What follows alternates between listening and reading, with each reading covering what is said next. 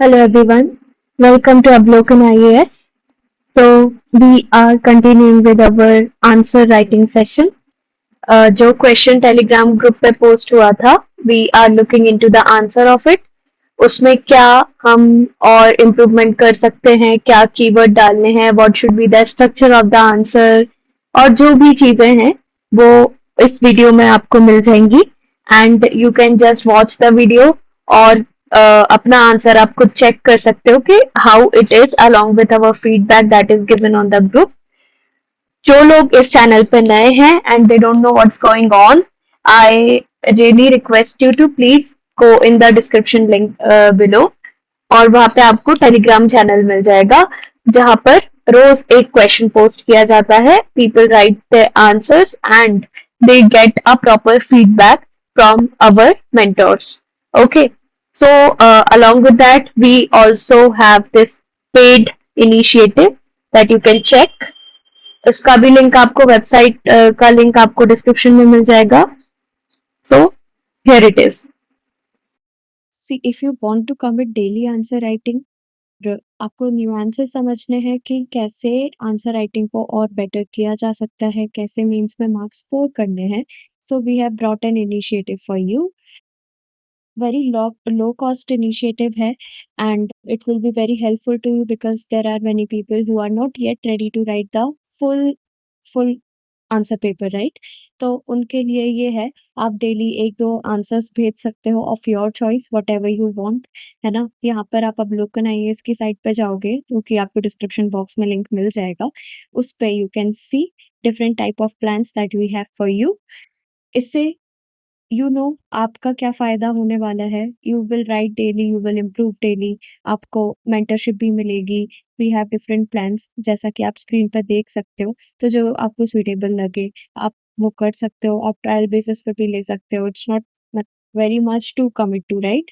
So this is the thing. और इसके अलावा जो इसमें भी कंफर्टेबल नहीं है, लाइक फ्री इनिशिएटिव जो चाहते हैं, तो टेलीग्राम पे the channel is going on. वहाँ पर बच्चे रोज आंसर लिख के अपलोड करते हैं and we give them suggestions कि इसको कैसे इम्प्रूव करना है.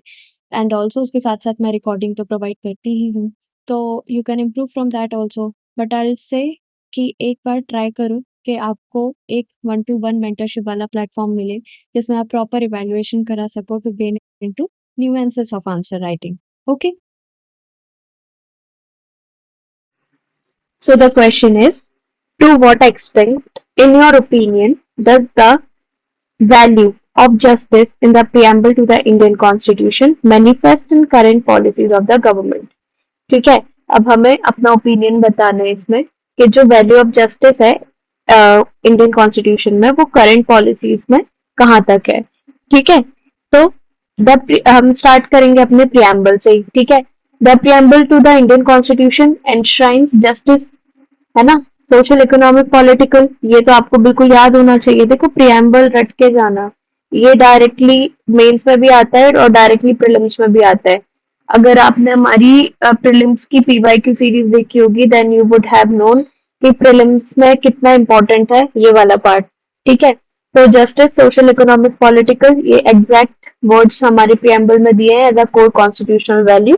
It seeks to ensure a just and fair society by removing inequalities, empowering the marginalized.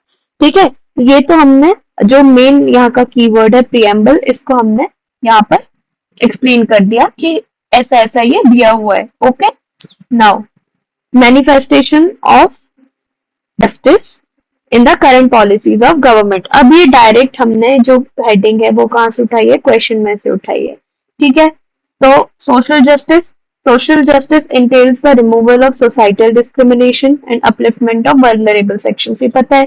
अच्छा, ये important चीज, to what extent in your opinion, ये जो क्वेश्चन का कीवर्ड है इसमें मतलब हमें क्या बताना है कि अभी सोसाइटी में कितना ये इम्प्लाई हो चुका है. ठीक है, और कितने इसमें चैलेंजेस हैं और अगर जगह बचे तो बाद में हमें वे फॉरवर्ड भी लिखना पड़ेगा.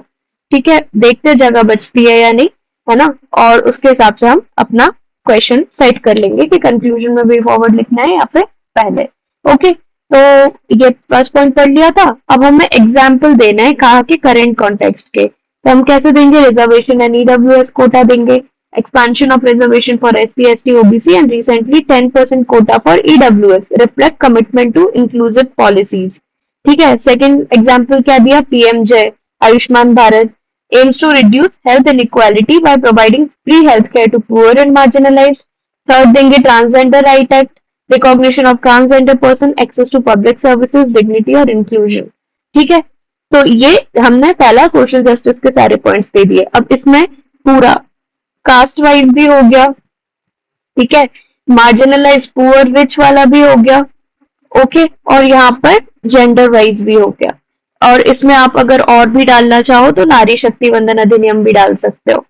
ठीक है, सबको पता है विमेन रिजर्वेशन है ना पार्लियामेंट में, तो उसके लिए ये आया है। Okay, so this is now economic justice. Economic justice में क्या क्या आएगा, सबसे पहले तो हम डिफाइन करेंगे, ensures equitable distribution of wealth and resources. ठीक है, पहले हमने डिफाइन कर लिया, ये हमारा आ गया। अब इसके बाद गरीब कन्या कल्याण योजना आ जाएगा, 80 करोड़ लोगों को, ओवर 80 करोड़ पीपल को फ्री राशन दे रहे हैं।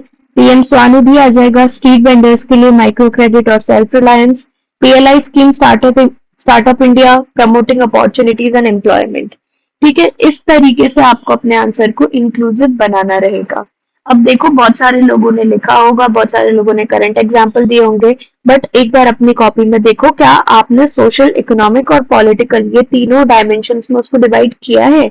अगर किया है तो it's a good point for you, but अगर नहीं किया है तो you need to think in a better way, थोड़ा अपना ब्रॉड माइंड लेके सोचना पड़ेगा ताकि प्रॉपरली हम उस चीज को अपने आंसर में इंटीग्रेट कर पाए, क्योंकि जस्टिस प्रियम्बल में जिस हिसाब से दिया है हमें उसी हिसाब से आंसर को लिखना पड़ेगा विद करंट अफेयर्स कॉन्टेक्स्ट और डेटा ऑफ कोर्स, है ना। Political justice implies equal participation in the political process without any discrimination. Okay, now digital voter ID and electoral reforms aim to enhance accessibility and transparency. ये और ज्यादा efficiency लेके आएगा political systems में। Okay, then reservation of seats for women in local bodies proposed 33% in Lok Sabha, ये वही नारी शक्ति वंदन अधिनियम है, तो यहाँ पर आप इसको डाल सकते हो जैसा कि आपको ऊपर बताया था। ओके, तो ये हमारा फर्स्ट पार्ट जो है वो पूरा एड्रेस हो गया। अब यहाँ पर एक और काम कर सकते हो कि यहाँ पर ऐसे नंबरिंग कर सकते हो आप 1 2 3 रोमन न्यूमरल्स में। ओके, तो ज्यादा अच्छा लगेगा, ज्यादा अपीलिंग लगेगा, सामने वाले को इफेक्ट आएगा कि आपने काफी सारे पॉइंट्स लिखे हैं, है ना। तो इस हिसाब से आपको फर्स्ट पार्ट को एड्रेस करना है। Now moving on to the second part of the question. Positive हमने बता दिया, अब हमें चैलेंजेस भी बताने पड़ेंगे, है ना। तो हम देखते हैं क्या है challenges. Caste-based violence, continued manner scavenging shows gap between policy intent and implementation. ठीक है, तो there is a gap between intent and implementation, वो बता दिया। अब इसको establish कैसे करेंगे, इस point को substantiate कैसे करेंगे, तो एग्जाम्पल से करेंगे। Over 50,000 cases of atrocities against SC ST indicate continued social discrimination according to NCRB data. Data का सोर्स लिखना कंपलसरी है, ये बहुत इंपॉर्टेंट है। ठीक है, ऐसे तो आप मन से कुछ भी लिख दोगे, बट डेटा सोर्स को इंडिकेट करना पड़ेगा। Okay, now marginalised groups still face hurdles in accessing quality education and employment, है ना। फिर से इसको एस्टैब्लिश करना पड़ेगा, तो एग्जांपल देना पड़ेगा। Top 1% own over 40% of wealth, bottom 50% hold और only 3% according to Oxfam report. ये जो चीजें हैं ये अपने नोट्स में लिखते जाओ, काम आएंगी, इसको याद करना अच्छे से। Okay, now high prevailing unemployment especially among youth, unemployment rate at 7.5%, rural female unemployment exceeding 10%, CMIE data, Center for Monitoring, ऐसा कुछ है इसका फुल फॉर्म, मेरे को एकदम याद नहीं आ रहा, इसको देख लेना एक बार क्या है। Okay, criminalization of politics, lack of inter-party democracy and money power in election affect fairness. अब देखो हम सब जानते हैं, इसमें कोई एग्जाम्पल देना मतलब सही बात नहीं है, ठीक है। ऐसी चीज में हम एग्जाम्पल नहीं दे सकते, बट प्रैक्टिसेस तो लिख सकते हैं, राइट। तो हमने प्रैक्टिसेस लिख दी। Okay, now fifth point, marginalise community still face barrier in meaningful political participation. ठीक है, मतलब there is a higher participation of one community rather than other, ऐसा कुछ है। Okay, then 43% MPs criminal cases, money power distort electoral fairness association for democratic reforms की report के अनुसार ये कहा गया है। ठीक है, तो हमने ये कुछ मन से नहीं कहा, हमने इसके बेसिस पे कहा। ये सब चीजें थोड़ा देखना पेपर में, ऐसे कुछ एक्सट्रीम स्टेटमेंट ना अपने मन से मत लिख देना। अगर कोई एक्सट्रीम स्टेटमेंट लिख रहे हो तो हमेशा उसका उसमें कोई रिपोर्ट का डेटा कोट करना कि इस रिपोर्ट ने बोला है, इस कमिटी ने बोला है या इस जजमेंट ने बोला है, हमने नहीं बोला। क्योंकि हम ऑफिसर बने नहीं है अभी, ठीक है, हमारे व्यू का इतना कोई इंपॉर्टेंस है नहीं अभी। जब बन जाएंगे तब होगा, वो बात अलग है। तो इसीलिए जब आप कोई व्यू दे रहे हो तो अपना ना देके कुछ कमिटी कमीशन लिख दो, तो वो उसको लेजिटिमाइज कर देगा। ओके, बात समझ में आई? अब देखो, हमने इतने सारे पॉइंट्स लिखे हैं यहाँ पे, तो ऑफ कोर्स जो स्पेस है वो तो नहीं ही बचेगा। अगर स्पेस बच रहा है ना, इन योर आंसर, तो आप एक हब एंड स्पोक डायग्राम बना सकते हो। कैसा? ऐसा, है ना? तो यहाँ पर लिख दो वे फॉरवर्ड, और यहाँ पर अपने सजेशंस लिख दो दो तीन, ठीक है, इसके आसपास। तो ऐसे आप बना सकते हो डायग्राम। और अगर ऐसा नहीं हो पा रहा है तो आप कंक्लूजन में इसको लिख सकते हो, justice V R Krishna Iyer committee on social justice. ठीक है, ये इंपॉर्टेंट है। ओके, ध्यान रखना इसका। advocated for judicial outreach, poverty justice, and equitable state policy.